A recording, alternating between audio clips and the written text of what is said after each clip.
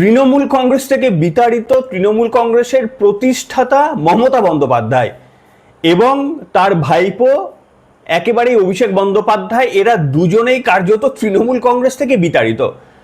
আপনি যত বড় রাজনৈতিক বিশ্লেষক হন না কেন, আমাদের তো ছেড়েই দিন, আমরা সবাই ম্যাক্সিমাম যে শাস্তিটা ভেবেছিলাম যে এদের জেল যাত্রা হবে, কিন্তু কেউ ভাবতে পারেনি যে তৃণমূল কংগ্রেস যার হাত ধরে তৈরি হয়েছিল সেই তৃণমূল কংগ্রেস থেকে রাতারাতি 20 মিনিটের একটা মাত্র বৈঠকে তাদেরকে বিতাড়িত করে দেওয়া হবে।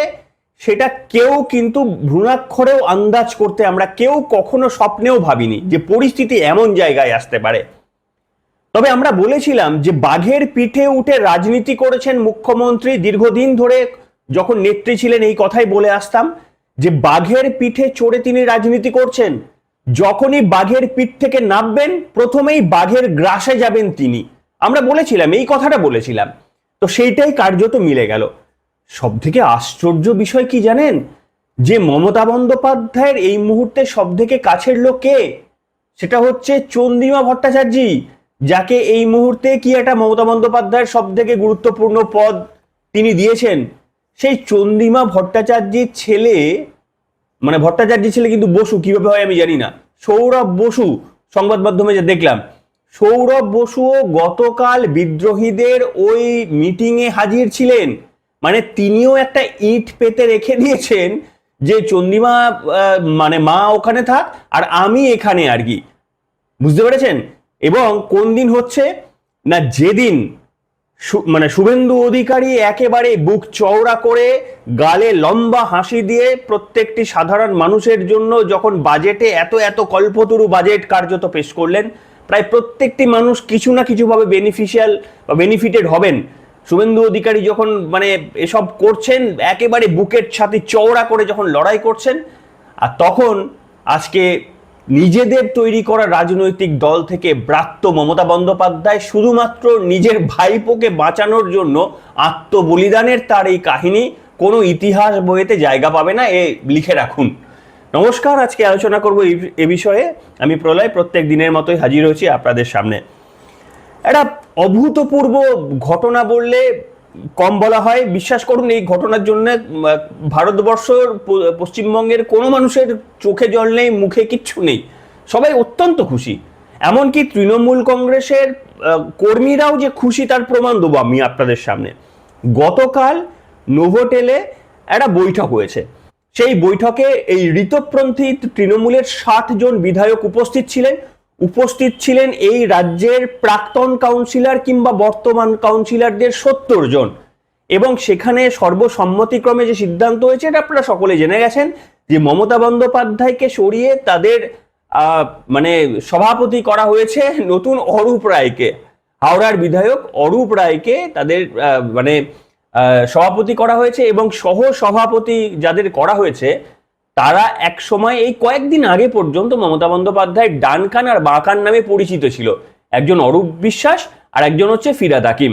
এরাও সহ সভাপতি হিসাবে মমতা বন্দ্যোপাধ্যায় বিরোধী তৃণমূলে, যেখানে মমতা বন্দ্যোপাধ্যায় তৃণমূলের কেউ নন এই দাবিটি করা হয়েছে, তাদের সেই দলের সহ সভাপতি ফিরহাদ হাকিম এবং অরূপ বিশ্বাস, অর্থাৎ এরা বিজেপিকে সমর্থন করবে। আমি সংখ্যালঘু ভাইদের জন্য বলছি, এবার কি কেমন লাগছে? এবার কেমন লাগছে বলুন আপনারা? আপনাদের দলের প্রতিনিধি তো, আপনাদের সঙ্গে কিভাবে গাদ্দারিটা করলেন মনে, এটা ভুলবেন না নিশ্চয়ই। আপনারা তো প্রচুর বিজেপি বিরোধী, অনেক বিরোধী, বন্দে মাতারাম গানের বিরোধী, ঠিক আছে। আপনাদের সঙ্গে এই ফিরহাদ হাকিম কত বড় গাদ্দারি করলেন, এইটা কি ভুলবেন কোনোদিন? বলুন আপনারা লিখবেন, যারা দেখছেন তাদের কি মতামত লিখবেন। এবং এইখানে মানে আরো সমস্ত পদ দেওয়া হয়েছে। আমি যদি আপনারা জানতে চান আমাকে একটু দেখে বলতে হবে। ওই ঋতব্রত সহ আরো কয়েকজন হচ্ছে অভিষেক বন্দ্যোপাধ্যায় যে সর্বভারতীয় সাধারণ সম্পাদক ছিলেন, সেই সাধারণ সম্পাদকের জায়গা ঋতব্রত সহ আরো কয়েকজন সেই সাধারণ সম্পাদক তারা রয়েছেন। তো এই রকম একটা পরিস্থিতি যে তৈরি হবে, এবং এরা কয়েকদিনের মধ্যেই নির্বাচন কমিশনের কাছে যাবে।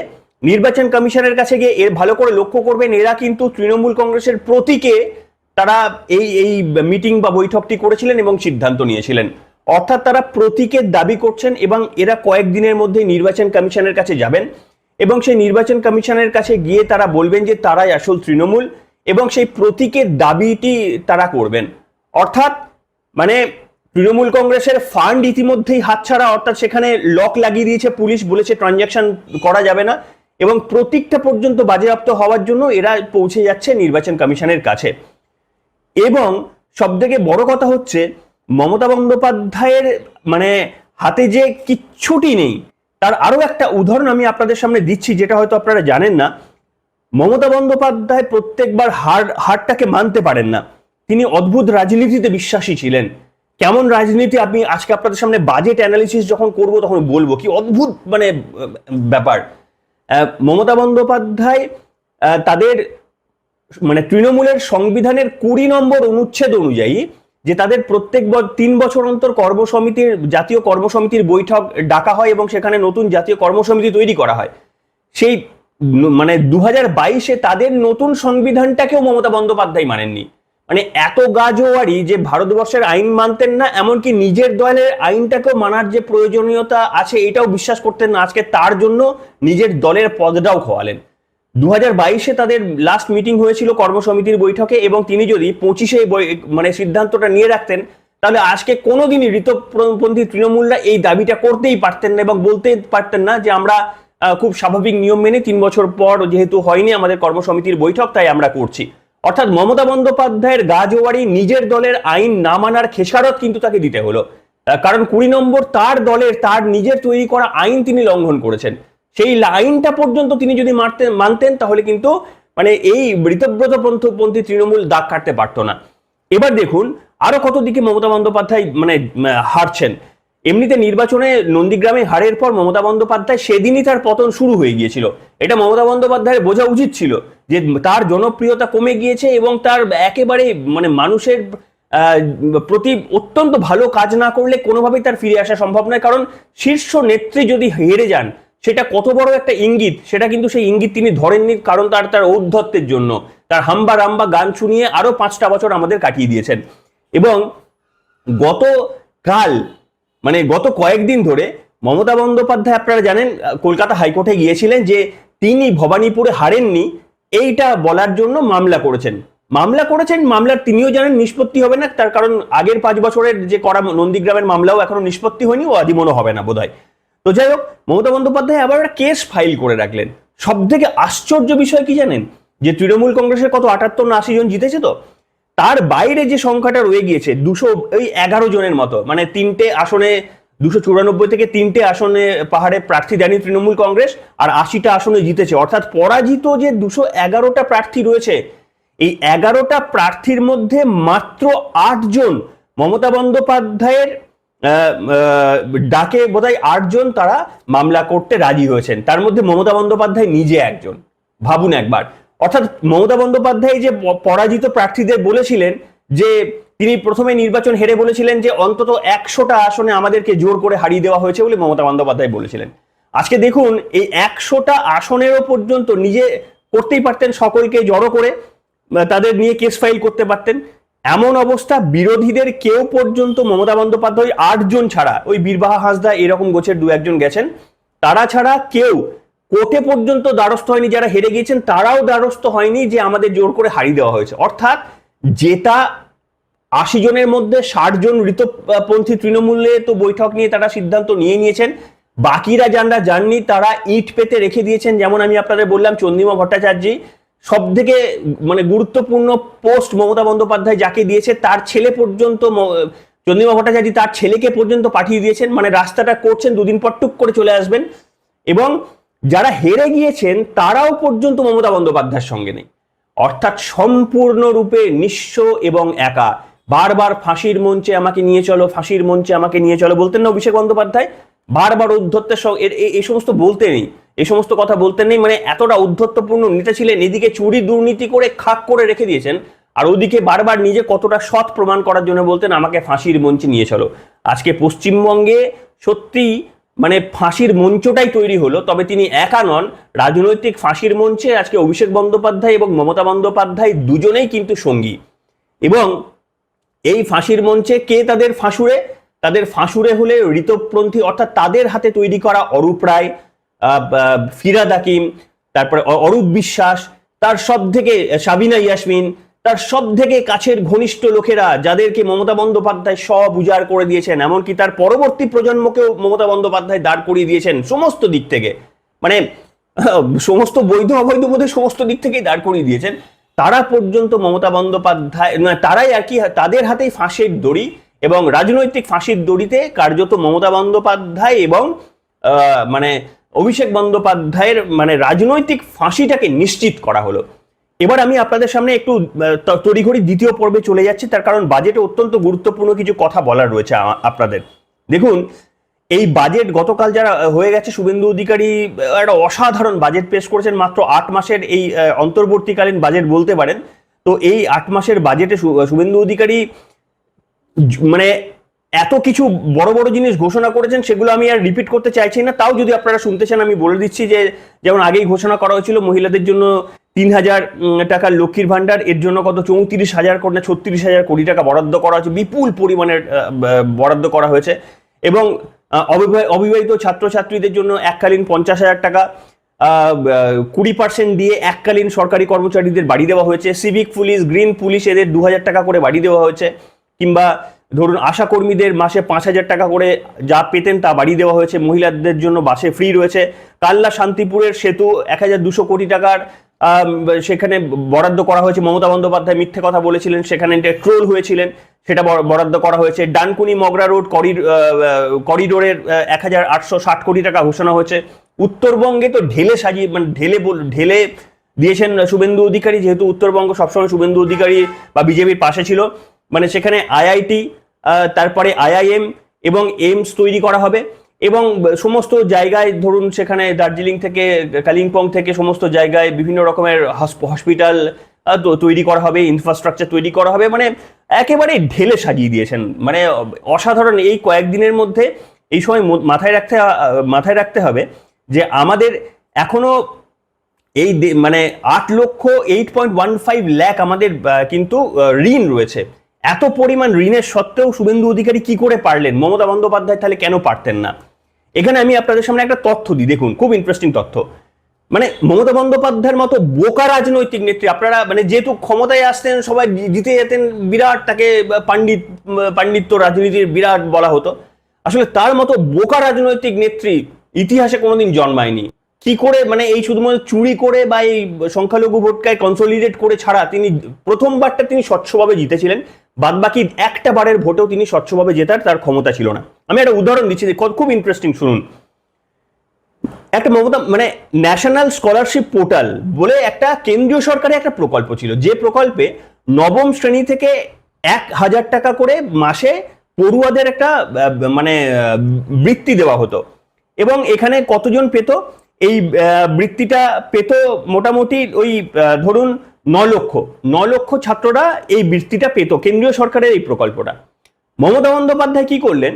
এই বৃত্তিটাকে বন্ধ করে দিলেন।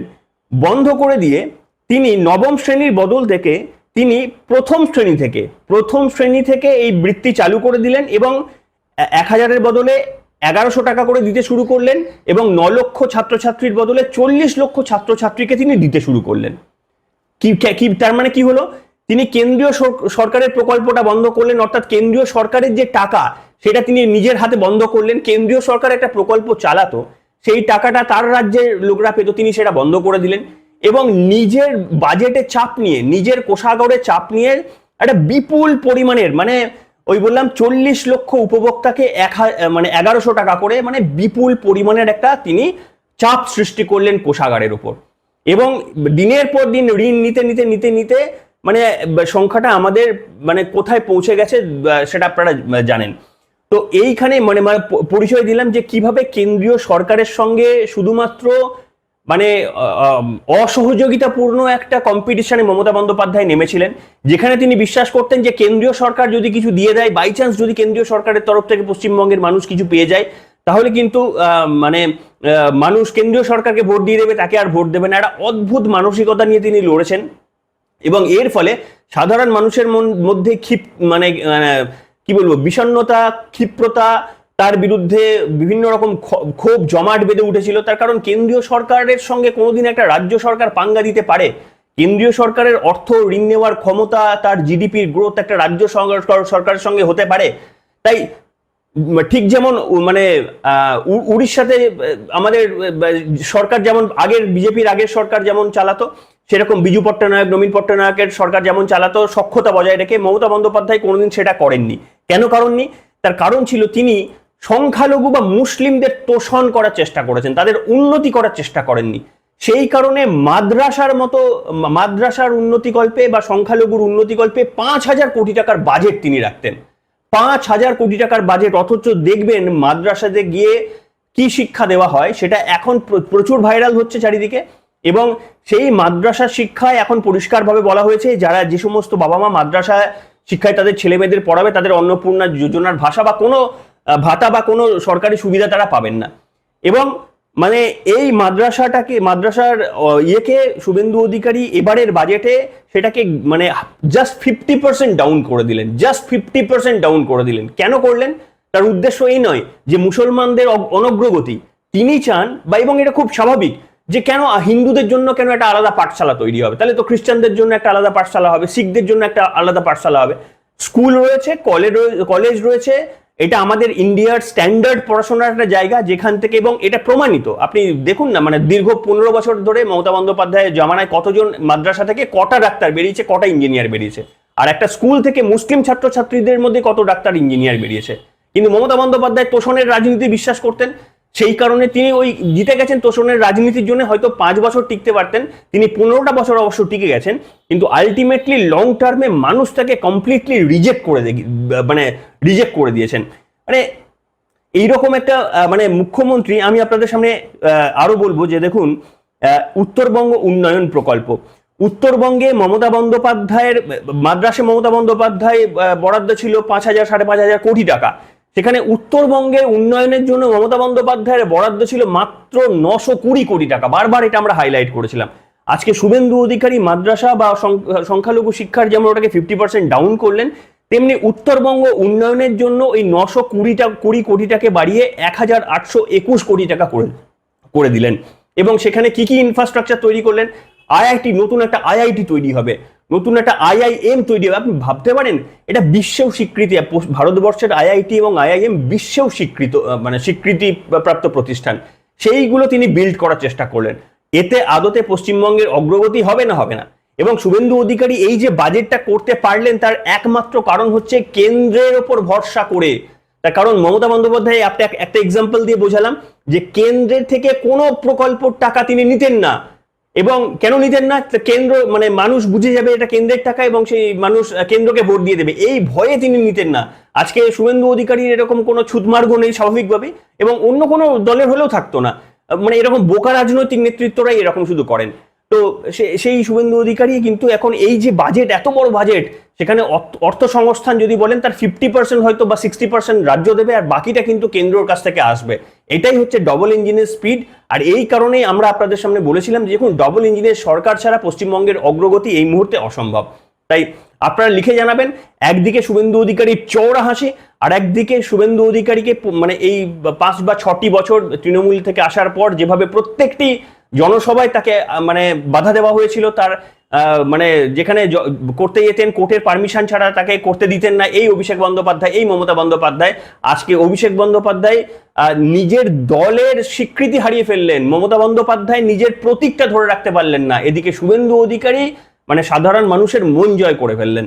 মানে এইটা ইতিহাসের অত্যন্ত একটা মানে অদ্ভুত অধ্যায় হিসেবে লেখা থাকবে, যেখানে চোখের জলও পড়বে না, যেখানে এই গাদ্দারদের কাহিনীও খুব একটা মানে মানে কি বলবো কালো অক্ষরেও লেখা থাকবে না। তার কারণ গাদ্দারের সঙ্গে গাদ্দারি করাটাকে কি বলা হয় ইতিহাসে আমি জানি না, আপনারা লিখে জানান গাদ্দারের সঙ্গে গাদ্দারি করাটাকে বা বেইমানের সঙ্গে বেইমানি করাটাকে কি নামে ডাকা যেতে পারে। সবাই ভালো থাকবেন, এই প্রশ্নের উত্তর লিখবেন এখনকার মতো এখানে।